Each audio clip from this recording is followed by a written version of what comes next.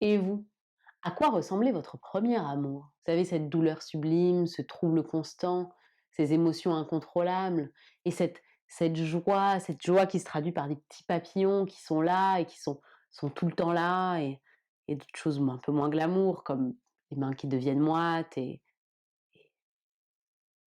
alors si on en profitait pour se replonger dans les affres d'un amour adolescent. Vous êtes sur Qu'est-ce qu'on lit? Et aujourd'hui on lit Premier amour de Tourguenieff. C'est une nouvelle et elle a été publiée en 1860.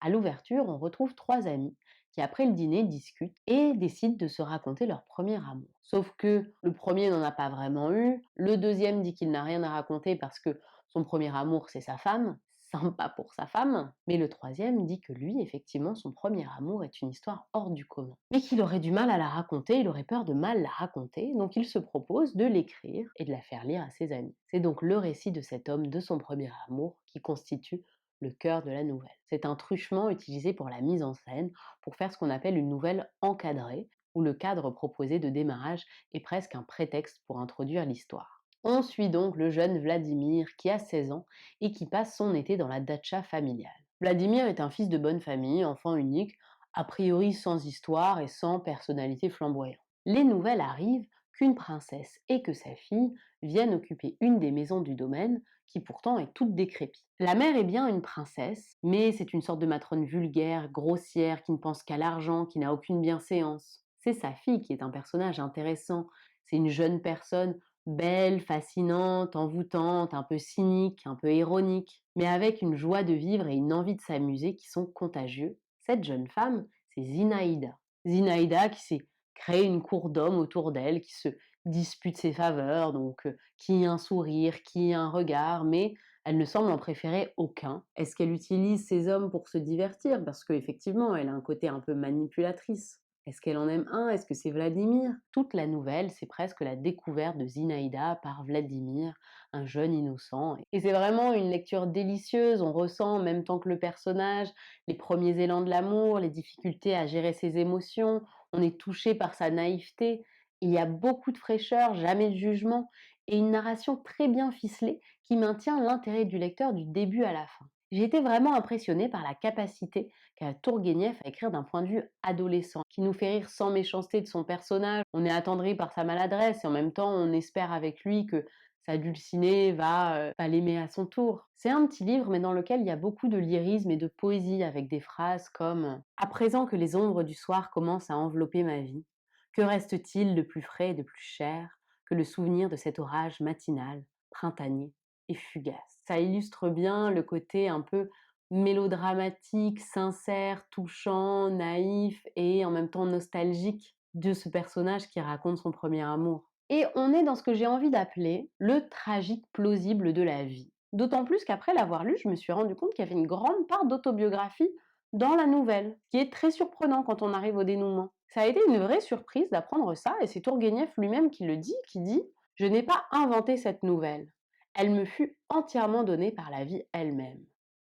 J'ai décrit dans Premier amour un événement réel, sans rien y ajouter, et quand je le relis, les personnages se dressent devant moi comme s'ils étaient vivants. C'en est presque perturbant. La nouvelle est considérée comme l'un des plus beaux, sinon le plus bel ouvrage de Tourguenieff. Ce qui est rigolo, c'est qu'un auteur lui a reproché que les femmes comme Zinaïda, comme son personnage principal, n'existaient pas dans la réalité. Mais un peu plus tard, il a admis que peut-être qu'effectivement elles n'existaient pas avant l'écriture de Premier amour, mais qu'une fois que Tourguenieff les avait créées, elles commençaient à apparaître dans la réalité. Comme si les gens s'étaient inspirés de la nouvelle de Tourguenieff pour créer leur propre personnage, créer leur propre façon d'être. Que cette nouvelle aurait donc inspiré la vie réelle alors qu'elle était elle-même issue de la vie réelle. C'est assez rigolo. Premier amour peut donc être vu comme une sorte de vase communicant entre la vie et la réalité. Alors où s'arrête la littérature et où commence la vie?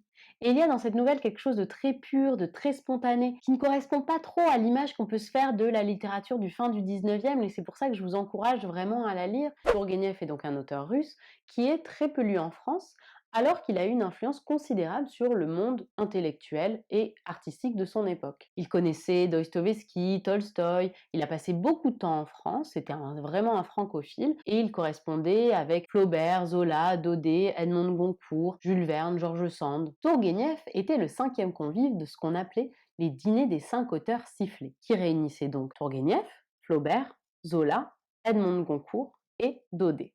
On appelait ça le dîner des 5 auteurs sifflés parce qu'ils auraient tous connu des échecs au théâtre et auraient donc été sifflés par la foule.